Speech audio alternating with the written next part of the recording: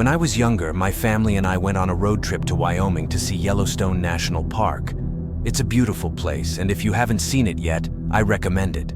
Anyway, from our home in California, it was about a 17-hour drive in our Yukon XL.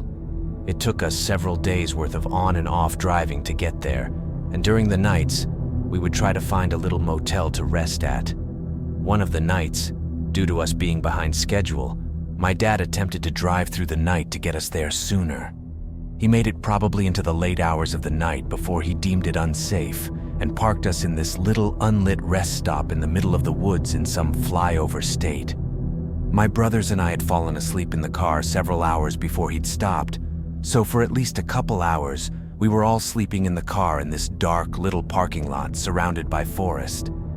Having gotten a couple hours of sleep and being in a pretty uncomfortable position, I woke up in the middle of the night pretty disoriented. I looked around and saw everyone fast asleep in this pitch-black car, and naturally I felt pretty alone. I tried to fall back asleep, but it just wasn't working out, so I just sat there for a while, boredom setting in. Looking out the window to see where we were, it was pitch black, so I couldn't see anything. Luckily, I wasn't the type to pack light and had brought a couple flashlights in my bag.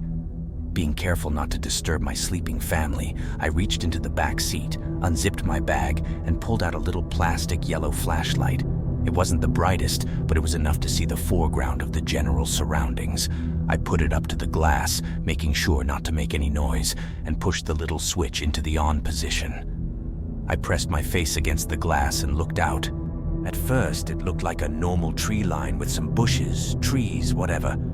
But as I scanned the darkness, looking for animals, buildings, etc., I noticed this dark shape standing between these two trees in the distance. It looked like the shape of a man, but it wasn't moving, just standing there. After watching it for a good while and seeing no real signs of movement, I just assumed it was a bush or some kind of natural occurrence. Just as I was about to turn the light off and reattempt sleep, I saw the shadowy figure turn 90 degrees and move quickly behind a tree, disappearing from sight. This scared the hell out of me, and I immediately turned off the flashlight and threw my sweater-turned blanket over my head, shut my eyes tightly, and covered my ears. I was paralyzed with fear and too full of adrenaline to get any sleep, sat in this semi-fetal position, clutching my flashlight for the rest of the night. I waited until the sun came up, and we were back on the road before I got any sleep. I never did tell anybody about the man-like thing I had seen in the woods that night.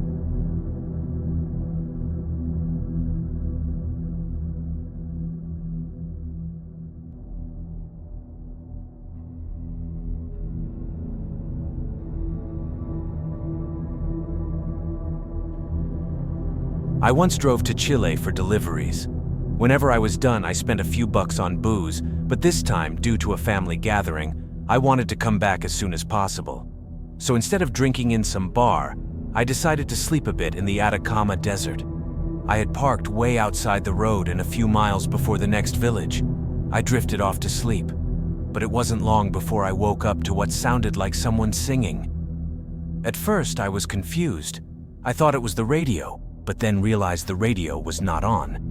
Then the singing stopped and turned into more of a scream for help. That's when I wanted to get out and help. I started the motor and the lights to see where and who was there. I also opened the window a bit and yelled out, "Hello, who's there?" But there was no response, and the area was clear. I still heard the screaming growing closer and closer. I finally decided to get out and check anyway. No one seemed to be there. But then I suddenly caught a glimpse of movement in the corner of where the light from my headlights ended. I could barely make out the shape of a woman. As I approached her, I noticed that her face seemed to be completely featureless, no eyes, nose, or mouth. I was frozen in fear. I immediately backed up, ran back to the driver's side, and got in, my eyes fixed on the spot that I had just seen her. But now, no one was there. I hightailed it out of there and did not stop until I reached home. Whatever I saw or thought I saw had completely vanished.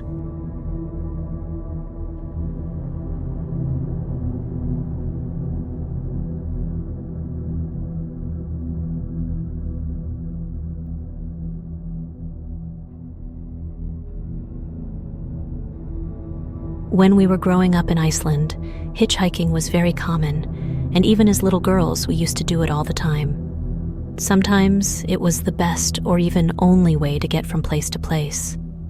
When we moved to the United States, we figured hitchhiking was common and safe, just like in Iceland. Apparently, we were incorrect in our assumption. Shortly after moving to Maine, we had to go on a business trip down to Florida. Since we had never been in that part of the country before, we decided to take our time and drive, and see whatever it was that lurked between Maine and Florida. We had a great time, and after a couple of days we arrived in Orlando. We found our hotel, and then took the car out to explore the area. As we were driving around at random, we arrived at an intersection where a rather mangy-looking individual was collecting money from the people stopped at the light. When he saw us, he came running over to our car and asked us if we could give him a ride. Since we were used to picking up hitchhikers and giving strangers a ride in Iceland, we told him to get in. However, when we asked him where he was going, he replied, "Wherever you're going." This wasn't an answer we were comfortable with, and we sure as heck weren't going to take him back to the hotel with us.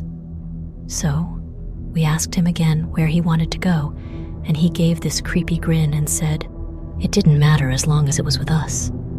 Exactly why this foul-smelling, frowsy, and slovenly fellow would think that we wanted the pleasure of his company is indeed a mystery. But he did keep shaking the cup with the coins that he bummed off of motorists at us. And perhaps he thought he would impress us with his financial windfall. When we unequivocally told him that we were definitely not taking him to where we were going, he replied that perhaps he could force us to take us to a quiet place where we could all be alone. This made my sister and me both start laughing nervously, and finally, after we regained our composure, I told him he had 3 choices. The first was he could get out of the car right now. The second was we could bring him directly to the police station that I had just punched up on the GPS and was only a couple miles away. And the third, and my sister's favorite, was that we could kill him and bury his body where nobody could ever find it.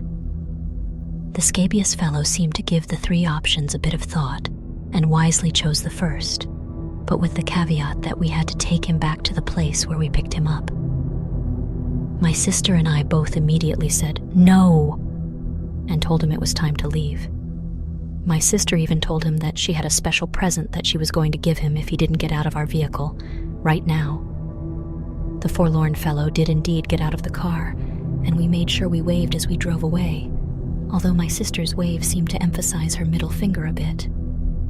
After we became more acclimated with the United States and talked to indigenous folks about the subject of hitchhiking, we realized that it wasn't like it was in Iceland, and definitely carried some inherent risks with it, and probably was best avoided.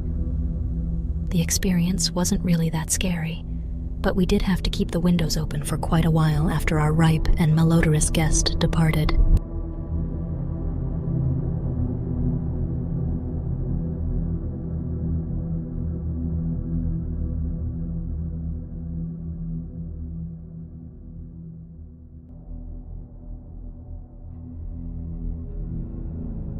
This story is from my grandpa.